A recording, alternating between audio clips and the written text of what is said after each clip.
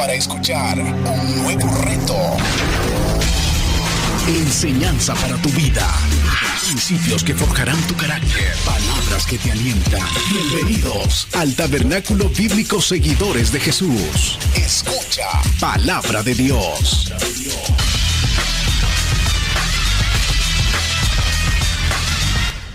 Vamos a Lucas, volvemos a Lucas capítulo 4, versículo 40 y 41, ahí estaremos en esa porción.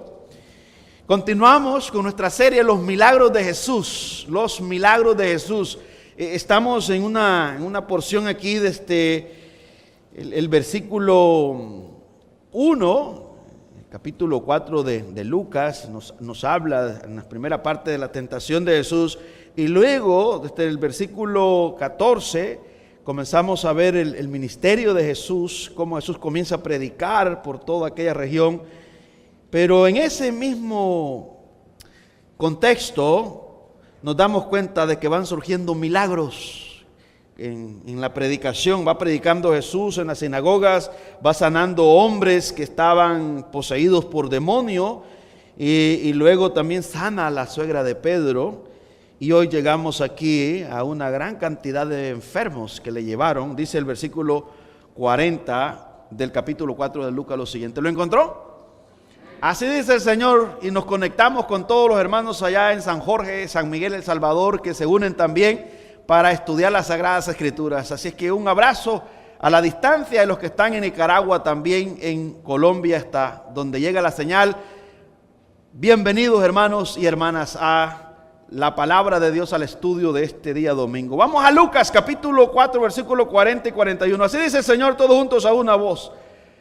Al ponerse el sol, todos los que tenían enfermos de diversas enfermedades, los traían a él. Y él, poniendo las manos sobre cada uno de ellos, los sanaba. También salían demonios de muchos, dando voces y diciendo: tú eres el Hijo de Dios. Pero él los reprendía y no les dejaba hablar, porque sabían que él era el Cristo. Amado Padre, gracias te damos, Señor, en esta hermosa ocasión, por darnos este gran privilegio, Señor, de abrir las Sagradas Escrituras. Sabemos que tu palabra es espíritu que da vida. Tu palabra, Señor, es poderosa, que es pura. Háblanos al corazón, aviva, Señor. Aviva el fuego dentro de cada uno de nosotros. Levántanos, llénanos con tu amor. Y provee, Señor, aquello que necesitamos. Tú conoces las necesidades que tenemos. Gracias, Señor. Sé que para ti no hay nada imposible, Padre. Y sana a los enfermos, por favor, Señor. Sana aquí a los hermanos que están luchando con algún problema, con el diabetes, con artritis, Señor, con algún nervio, con algún dolor agudo, con algún tumor. Aquellos, Dios, te damos gracias que han sanado de cáncer. Te damos gracias, Señor, porque tú, Padre, has respondido conforme a tu voluntad. Y todo para tu gloria. Gracias te damos, en Jesús oramos, Señor nuestro, amén. Y amén. Puede tomar su lugar, amados hermanos y hermanas. Los milagros de Jesús. Decía el domingo pasado que la palabra milagro en el griego, y aparece en el Nuevo Testamento y en el Antiguo Testamento, es la palabra dinamis. Y el diccionario bíblico dice que es un evento que desafía las expectativas comunes del comportamiento y que posteriormente se atribuye a un agente sobrehumano, un hecho que demuestra la participación de Dios en el curso de los asuntos humanos.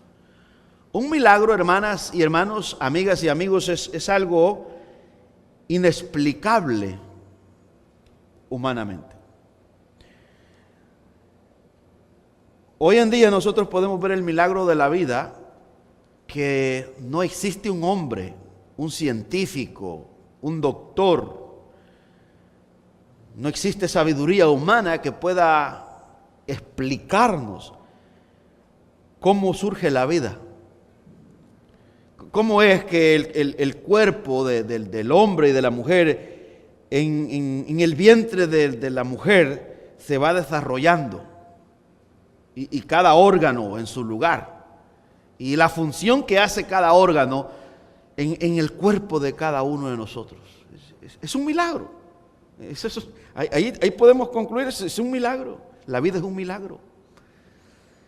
Ese milagro, hermanas y hermanos, lo hemos recibido todos los seres humanos, creyentes y no creyentes. Pero no todos respondemos quizás de la misma forma. Algunos lo entendemos, algunos lo reconocemos, que la vida es un regalo de Dios, y otros piensan que no, que vienen del mono, que el hombre ha evolucionado y que se transformó. Entonces, hay diferentes pensamientos en el mundo.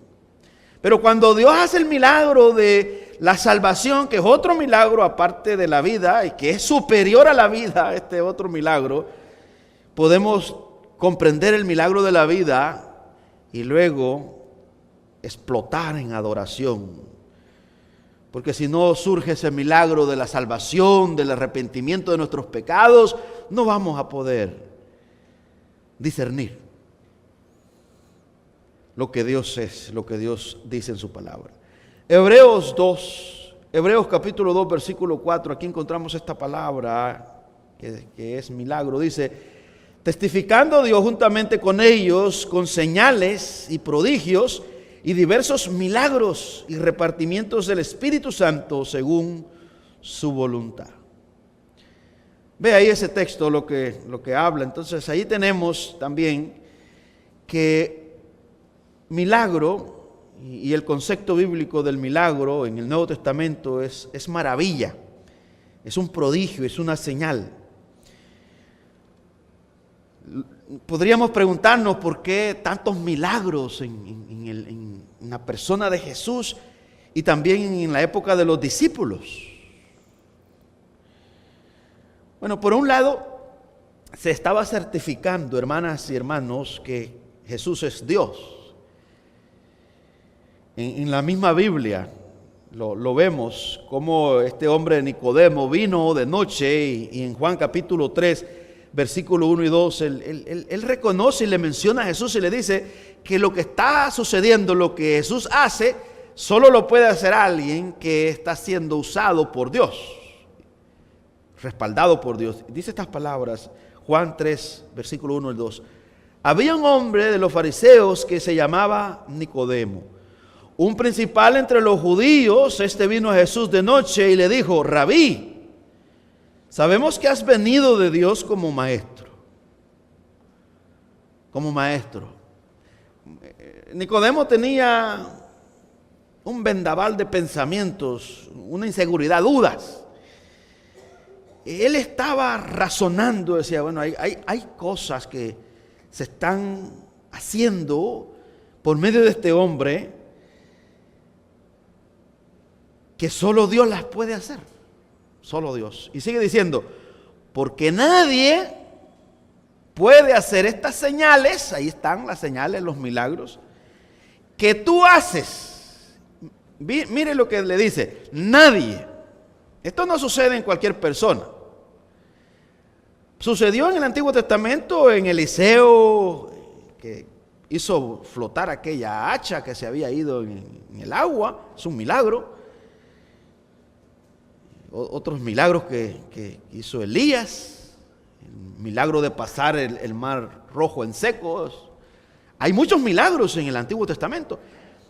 Y aquellos hombres fueron usados por Dios. Ahora en el Nuevo Testamento, Nicodemo le está diciendo a Jesús, y habla en plural, dice, sabemos.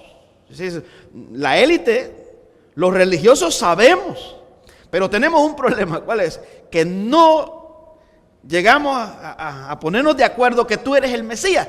Te reconocemos como maestro. Claro, nosotros sabemos que fue confrontado y más tarde Nicodemo advierte la palabra que Jesús compartió con él. penetró el corazón de piedra de Nicodemo y no le importó su posición religiosa. Terminó convirtiéndose en un discípulo de Cristo. Pero es impresionante, aquí lo que estamos comprobando es, hermanas y hermanos, lo que reflejan los milagros de Jesús. Los milagros de Jesús nos muestran que Jesús es el mismo Dios. Es el mismo Dios. La Biblia revela a Jesús como Dios. Y Lucas está certificando que Jesús es Dios, que tiene el dominio sobre todo lo creado. Y si gusta, retrocedamos un poco para que entremos en contexto. Miremos aquí cómo los demonios, los malos espíritus que abundan en el mundo están. Versículo 38, para que miremos nosotros esta parte. Lucas era un doctor, era un profesional. Él sabía de medicina y sabía de enfermedades. Por eso él se enfoca en estas obras maravillosas, sobrenaturales en la persona de Jesús, para compartirle a la cultura griega que este es el hombre sin pecado. Este es el Mesías, el hombre ideal que estaban buscando los griegos. Este es el Logos, que se humanizó, poderoso, santo. Como dice la carta a los Hebreos, sublime, más que los cielos es Jesús. Dice el versículo 38 de Lucas 4, entonces Jesús se levantó y salió de la sinagoga y entró en casa de Simón. La suegra de Simón tenía una gran fiebre y le rogaron por ella, e inclinándose hacia ella, reprendió a la fiebre, y la fiebre la dejó. Y levantándose ella, al instante le servía. Hay milagros, hermanas y hermanos, que suceden al instante. No hay que esperar mucho tiempo. Pero hay otros milagros que sí pasan años para que surjan. Así trabaja Dios, así obra Dios. Él lo hace en el tiempo de Él. No todas las personas se levantan y sirven al Señor de esa forma. Esta mujer se levantó. Hay puntos aquí que me captan mi atención y me impresiona. Es que Lucas dice que tenía una gran fiebre. Una fiebre no normal. Sino que, imagínense, aquí está hablando el doctor. Dice, bueno, esa fiebre era única la que tenía esta mujer. Y le rogaron porque probablemente en aquel tiempo no habían hospitales. No había tanta diversidad de medicina como la que tenemos ahora en día, tantos doctores, habían curanderos. Pero ahí está el médico de médicos, ahí está Jehová Rafa, el sanador, porque ese es el nombre de Dios, Jehová Rafa. Y aquí lo vemos que Jesús es Jehová Rafa, el sanador. Entonces, sanó a la suegra de Pedro. Antes de sanar a la suegra de Pedro, los versículos anteriores nos dice que Jesús en la sinagoga había sanado a otro hombre. Y los demonios clamaban y decían, ¿qué tienes contra nosotros? El Santo de Dios. Así le reconocían. Decía en esa enseñanza que los demonios allí manifestaron quién fue el que los creó. ¿Quién fue el que los hizo? Porque los demonios, al igual que el diablo, son criaturas de Dios, son ángeles que se rebelaron. Juan capítulo 1, versículo de 1 al 4, dice el texto, para que usted vea, y le voy a poner este respaldo según la Biblia de lo que estoy diciendo, porque habrán personas, ¿cómo puede ser eso? Yo nunca había oído que los demonios fueron creados por Dios. ¿Cómo es que Dios creó a estos seres destructores? Quiero aclarar que cuando Dios los creó sin pecado. Cuando Satanás fue creado, se hizo una gran fiesta, según Isaías, se celebró. Se le reconoce como el lucero de la mañana, el director del coro, de la alabanza.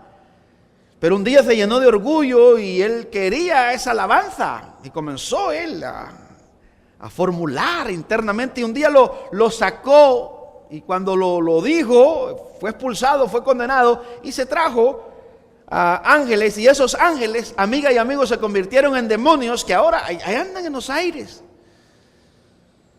Y la persona incrédula es poseída por los demonios. Por eso es que a veces nosotros miramos personas en las calles desnudos, gritando. Un día de esto iba yo manejando ahí por el Maíz Pike, por la ruta 90, y de repente apareció una señora toda ensangrentada a la luz del día, gritando y se colgaban los automóviles queriendo abrir las puertas. Y yo, como estoy saturado de estas enseñanzas y había estado meditando, de ahí están. No tengo que ir hasta Israel, porque cualquiera puede decir, bueno, pero es que quizás andaban drogada o una doble dosis. No sé, pero la señora se cruzó y se paralizó el tráfico y llegaron los policías y rápido pues la tuvieron que sacar de ahí. Usted lo ve, usted ve personas gritando como locos allá afuera, enojados. Usted ve la violencia, los niños con pistolas en las escuelas. ¿Y eso quién está detrás de todo eso? En nuestro país, usted sabe, hace 5 años, 6 años atrás, esa violencia era imposible de poder resolverla. Que hoy en día el presidente de El Salvador le llama un milagro, porque ellos dicen, eso era imposible, eso no tenía cura. La gente decía, no, ya esto ya no tiene arreglo, ya se salió del control. Pero hoy los habitantes en El Salvador están gozando de un bienestar, de una paz.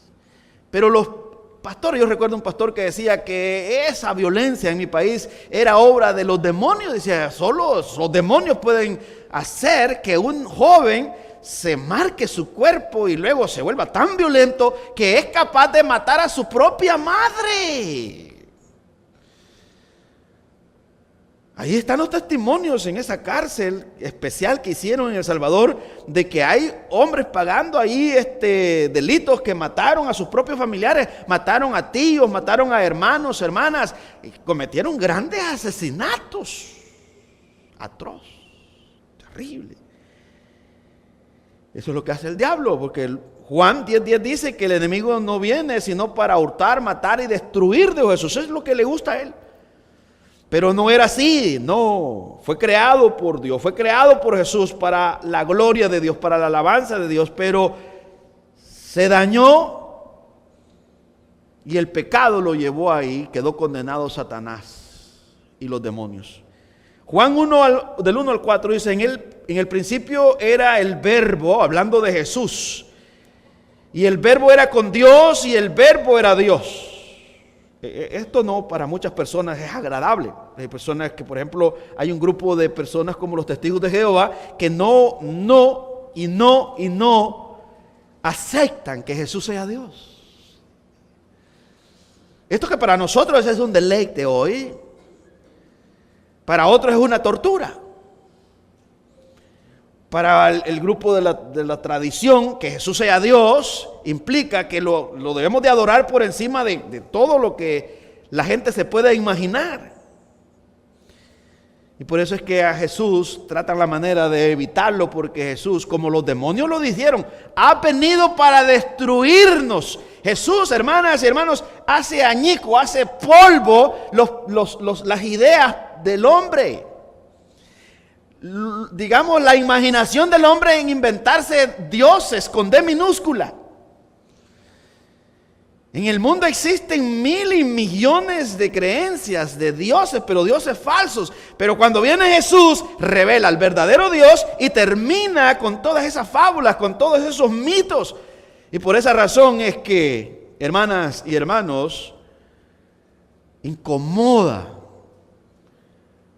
Al hombre incomoda también la persona de Jesús porque lo pone en un lugar de necesidad. Con solo mencionar Jesús, si usted le dice a una persona, Jesús te ama, Jesús vino por ti, le está diciendo, tenés un gran problema, necesitas ayuda urgentemente. Y eso golpea el ego del hombre.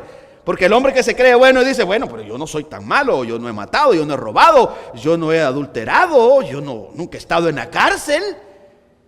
Yo soy un hombre moral, intachable en la sociedad. Yo doy limosna, yo mando ofrenda para esos hospitales sin fines de lucro que están batallando con esas enfermedades terminales. Yo soy un buen hombre, pero cuando le decimos que le es necesario nacer de nuevo, que tiene que creer en Cristo, porque de lo contrario va a ir a parar en el infierno, al igual que el asesino, al igual que el violador, al igual que el fornicario y el adúltero, se sacude la persona y se enoja. Porque le desarmamos, le decimos que es un miserable que necesita a Cristo. Entonces los milagros, hermanas y hermanos, cuando nosotros miramos los milagros, nos están enseñando en primer lugar que Cristo es el Dios que vino a la tierra y que eso implica que debemos de creer en Él como Señor y Salvador y también seguirle y obedecerle, amarles y entregarnos a Él totalmente. Versículo 2 de Juan 1 dice, este era en el principio con Dios. Todas las cosas por Él fueron hechas. Ahí va incluido los demonios. Y sin Él nada de lo que ha sido hecho fue hecho. En Él estaba la vida. Y la vida era la luz de los hombres. La luz en las tinieblas resplandece. Y las tinieblas no prevalecieron contra ella. Es superior. Usted dirá, ¿por qué Juan, este discípulo, se levantó y escribió algo tan monumental, de una forma magistral? Había una gran oposición contra la deidad de Cristo como la hay hoy en día. Hoy hay una gran oposición, no solamente de afuera, sino de adentro, desde los púlpitos. No se quiere hablar de Jesús, del Jesús de la Biblia, sino que se habla de un Jesús que resuelve tus problemas, pero no el Jesús que te exige obediencia, que espera sumisión. Entonces, tengo la intención de esta serie de los milagros de Jesús, no solamente de motivarlo a usted en la fe, no solamente de decirle, hermano, hay una respuesta para su pregunta, hay una solución para su problema, sino que quiero que vea más allá de ese problema que usted tiene, que podamos contemplar la majestad de Jesús. Volvamos a Lucas capítulo 4, versículo 40. Miremos aquí este milagro, diferentes milagros, aquí de una forma plural, de una forma colectiva. Algo me edificó esta semana que yo estaba meditando, y el domingo pasado lo decía, que mi petición, mi oración era que Dios nos levante como la suegra de Pedro, que se levantó para servir, que no se acomodó. Porque usted puede recibir un milagro, porque para recibir un milagro, pues no necesita ser un creyente, no necesita ser, digamos, un salvo. También un incrédulo puede recibir un milagro. ¿Cómo así? Bueno, Dios, le comencé diciendo que la vida es un milagro. Que la vida es un milagro. De estar aquí esta mañana, este es un milagro para nosotros, de poder llegar al templo. Pero a veces no lo miramos así. Pero seguir viviendo es un milagro. Hay muchas personas allá afuera que están todavía respirando, pero quizás cometieron asesinato y practicaron un sinnúmero de pecados anoche, pero todavía siguen vivos. Que merecen la muerte porque quebrantaron la ley de Dios. Sin embargo, siguen respirando. Pero también los cristianos recibimos milagros. Así que los milagros son para todos, ¿sí? Para todo aquel que tenga necesidad y que venga al Señor. Para Dios no hay límites. Pero no todos respondemos de la misma manera. Los incrédulos que no han creído en Cristo Jesús pueden responder en el momento que perciben que se ha solucionado un problema unos días, pero luego se desaparecen. El verdadero cristiano como puede ver, más allá de que se solucionó su problema, se queda, sirve, sigue, disfruta a Cristo Jesús, como aquel leproso que regresó. Jesús sanó 10 leprosos, dice la Biblia, y solo uno regresó, y no era judío, era gentil. 9 no regresaron, pero uno sí regresó, dando gracias. Es alarmante porque nosotros nos damos cuenta que es una gran cantidad de personas ingratas que no reconoce la bondad del Señor y que solo recibe y se va. Aquí podemos caer en la trampa los predicadores nosotros y encontrar una forma de predicar y atraer a las personas, que muchos hermanos se fueron por ahí presentándoles la solución de sus problemas y presentándoles a un Cristo hacedor de milagros. Solo resuelve problemas. Y lo hemos visto en la televisión que se corrompieron de tal manera que llegaron a inventar milagros. Eso es lo terrible. Para que los demás se acerquen y puedan también ellos buscar un milagro. De todo hay en el mundo. Pero aquí estamos aprendiendo de acuerdo a cómo es que se reciben los milagros y cuál es el propósito de los milagros. Dice el versículo 40. Al ponerse el sol, dice, esto quiere decir que ya es tarde, todos los que tenían enfermos de diversas enfermedades los traían a él. Y él, poniendo las manos sobre cada uno de ellos, los sanaba. ¿Sabe, hermano? Esto me impresionó. Que nosotros debemos de hacer lo que hicieron estos hombres y mujeres que trajeron a sus enfermos. Acabo de estar en El Salvador y algo que me da tristeza es que hay muchas personas enfermas. Un amigo mío que crecimos juntos y cuando éramos pequeños peleábamos mucho cuando en la calle, en la escuela. Y lo encontré irreconocible, lo vi como una persona totalmente diferente. Hasta que mi hermano me dice, mira, él es fulano. Sí, él es. Y ya le dije, hey, ¿cómo estás, amigo? Hey, ¿cómo estás, Tony? Y me dijo, mira, yo me estoy muriendo, hermano, del diabetes y esto, el azúcar, ya. Ando a puras penas, mira, con este bordón, pero está joven, es de mi edad.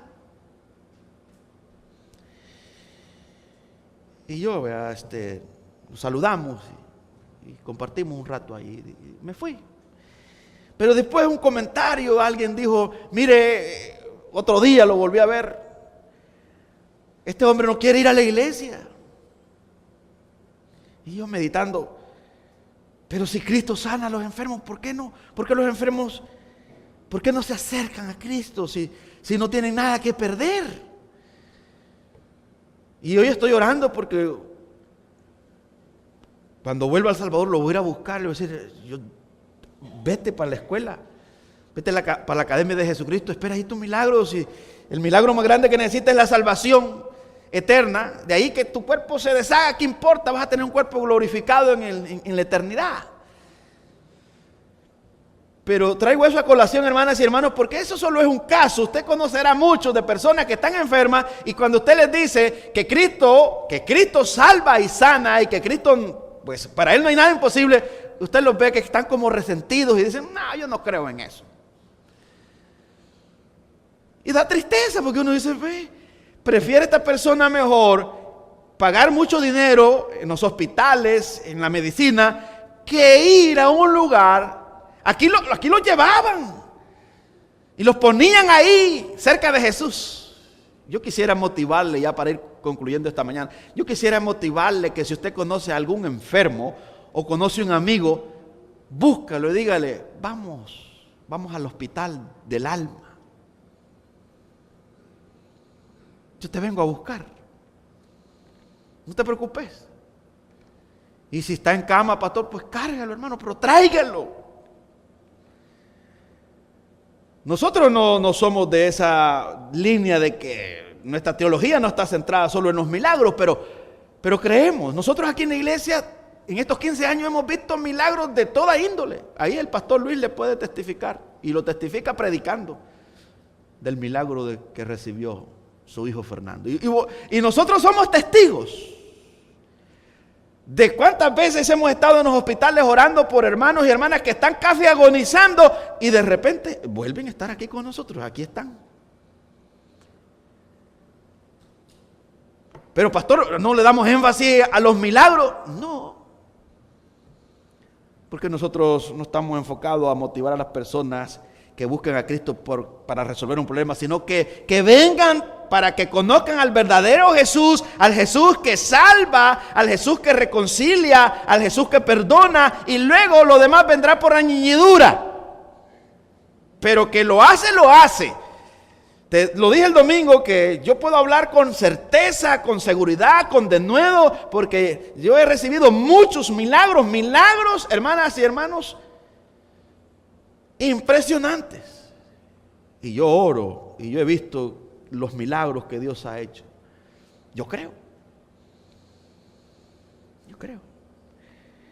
que para Él no hay nada imposible. Él lo puede hacer cuando nos acercamos, cuando clamamos con fe. Nosotros vemos, acabamos de testificar ahí con la familia Chacón, el milagro de la sanidad de cáncer. Otra señora que le quitaron parte de sus órganos internos allí en la iglesia, allá en Rivía, recibió el milagro también. Se sanó. Podría terminar todo, podríamos pasar toda esta tarde hablando de los milagros que Dios hace. Pero podríamos olvidar algo, y es que a veces podríamos pasar por alto la necesidad de los demás, y nosotros que sabemos dónde está el que puede traer paz a esa desesperación, a ese tormento de esa persona, porque no solamente Jesús sana una enfermedad física, sino que sana esas enfermedades espirituales, esas heridas profundas del alma. Solo Cristo es el único que puede llegar ahí. Aquel hombre que está lleno de rencor, con hambre de venganza, que fue humillado, maltratado, aquella que fue violada en su niñez, aquel que fue violado, cuando conoce a Cristo Jesús, es liberado de una vez y para siempre, y su corazón es sanado. Puede perdonar a aquel que cometió tal cosa horrible. Y con eso no estamos diciendo que justificamos la maldad de esas personas. Son responsables y deberían de pagar porque cometieron un delito aquellos que violaron a un niño, a una niña, o a una mujer, o a un hombre, etcétera. Son responsables. Pero hay esperanza para esos violadores también, para esos criminales, para esos asesinos, porque Cristo, al igual que salva a las víctimas, también al victimario lo salva. Si creemos y nos arrepentimos de nuestros pecados, recibimos el milagro más grande que todos necesitamos, que es la salvación de nuestra alma, el perdón de nuestros pecados y la reconciliación para con Dios y un nuevo corazón. El gozo y la paz que sobrepasan todo entendimiento viene por medio de Cristo. Ese es el milagro que todos necesitamos. ¿Lo creemos? Dámosle un buen aplauso al Rey de Reyes, Señor de Señores. Ven a Cristo. Ven, corre. Él ahí murió así para decirte que nos ama y que Él recibe a pecadores, porque Él vino para salvar a pecadores, de los cuales yo soy el primero. Ven sin tardar a Él. No ponga más excusas. Pon tu mirada en Jesús. Él no hace acepción de personas. Él recibe a todos por igual. Aquellos que se creen buenos y a los que se creen malos. A pecadores Cristo vino a salvar y a cambiar, de los cuales yo soy el primero y usted es el otro. Y podemos testificar a Dios la gloria por los milagros de Jesús. Oramos. El predicador ha terminado su mensaje. Ahora, Dios manda a todo ser humano en todo lugar que se arrepienta de sus pecados. Deje el impío su camino y el hombre mentiroso sus pensamientos, y vuélvase a Jehová, el cual tendrá de él misericordia, el cual será amplio en perdonar. Cree en el Señor Jesucristo y serás salvo, porque hay un solo Dios y un solo mediador entre Dios y los hombres, Jesucristo hombre. Amén. Si deseas mayor información, nos puedes llamar al 781-629-1514, 629-1514. También nos puede visitar en www.seguidoresma.com. Dios te bendiga.